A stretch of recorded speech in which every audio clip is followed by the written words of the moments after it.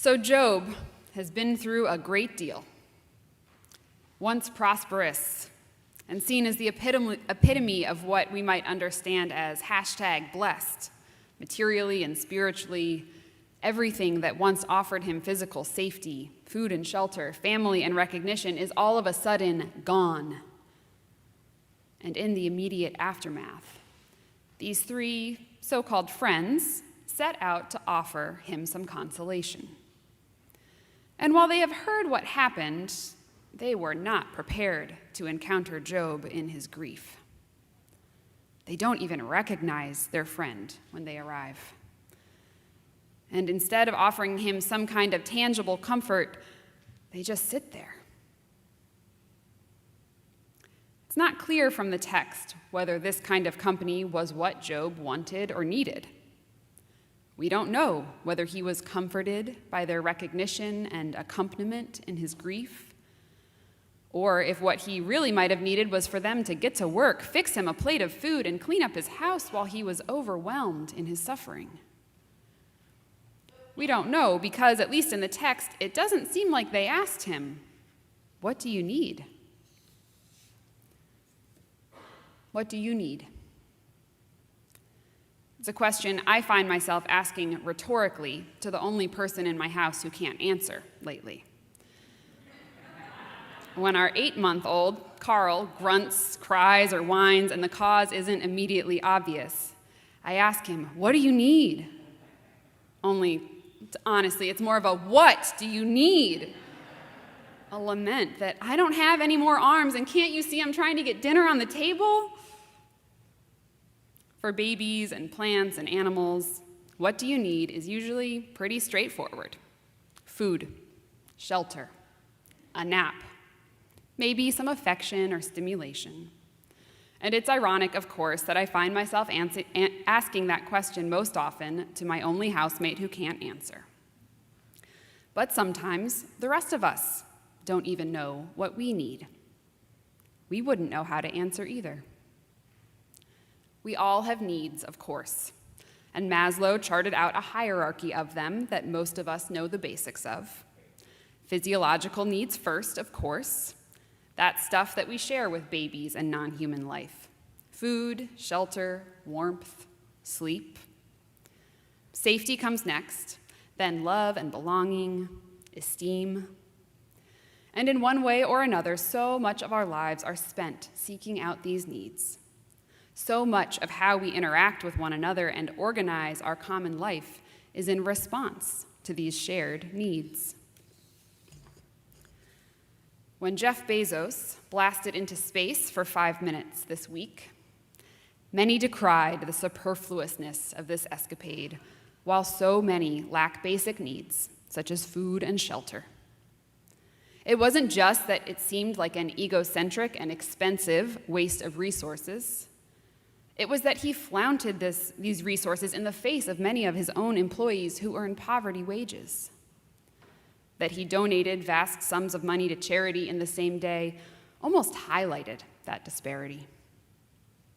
But it wasn't so much that Jeff Bezos violated some moral common ground personally. It's that he has come to represent the vast inequality present in our society. That while some stand in such great need of the very basics of life, others profit from their very poverty. It's the relationship between the two that's the problem, not the fact of great wealth in and of itself. And as I was watching TV one night this week, an ad for Amazon happened to come on. Not to get me to buy products on their site, but an ad to work at Amazon. They boasted, "We pay more than twice the federal minimum wage." Sounds good, right? Until you take into account another study that came out this week saying that there is nowhere, literally nowhere, not one city or county in this entire country where one worker could afford to rent a 2-bedroom apartment on minimum wage. Nowhere. And in fact, they would need to earn not just double minimum wage, but likely triple or quadruple. So it's certainly not just Jeff Bezos who has increased his fortune while most of his employees remain in poverty. It is a systemic reality in our economy. As the Poor People's Campaign reminds us, there are 140 million poor and low-income people in our country. And it's not just that they need food and shelter. Yes, people need those things every day. But people need the sense of safety, too, and of belonging that comes with earning enough to live comfortably. Job's friends arrive in the moment of his distress with the intent to comfort, but make no overtures in relieving some of his immediate needs. They come from similar prominent positions. Certainly, they could have brought with them some of their own camels to offer him, some of their own grain or crop to share.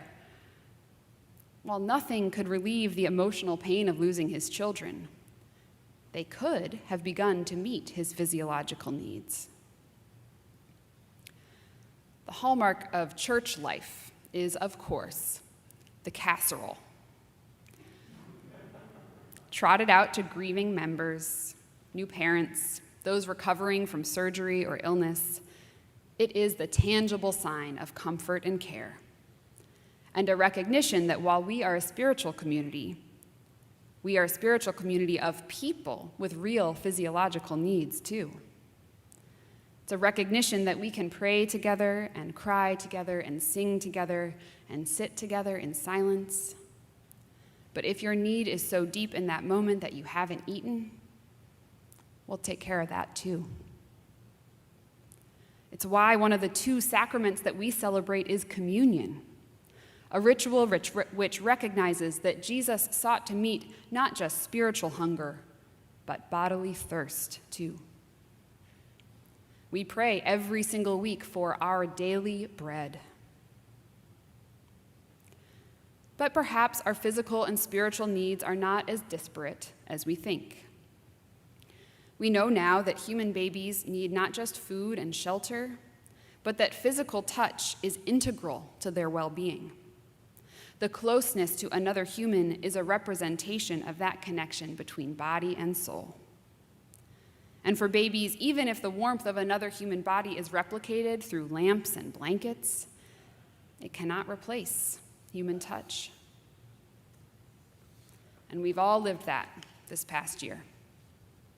No amount of Zoom seminars, FaceTime calls with friends and family, or other virtual connections can replace the togetherness of being with one another in the flesh. We know that loneliness and isolation have real physical manifestations of decline for many elderly people, of depression and anxiety, and even of increased risk of suicide. So maybe I judged Job's friends a little too quickly. Perhaps Job's deepest need was to be recognized in his deepest pain. Perhaps Job's friends understood that while Job was physically alive, he felt that his life was over. And so when they saw him, they joined in his mourning. They raised their voices and wept aloud. They tore their robes and threw dust in the air upon their heads. They sat with him on the ground for 7 days and 7 nights. And no one spoke a word to him, for they saw that his suffering was very great.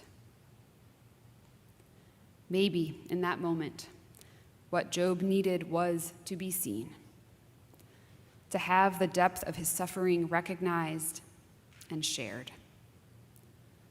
to have someone sit next to him, side by side, in the sadness. Casseroles and prayers, sharing food and shedding tears. We need all of it.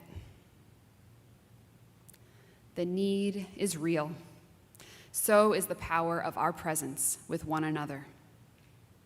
May we be brave enough to ask one another and the world what is needed, and honest enough to answer.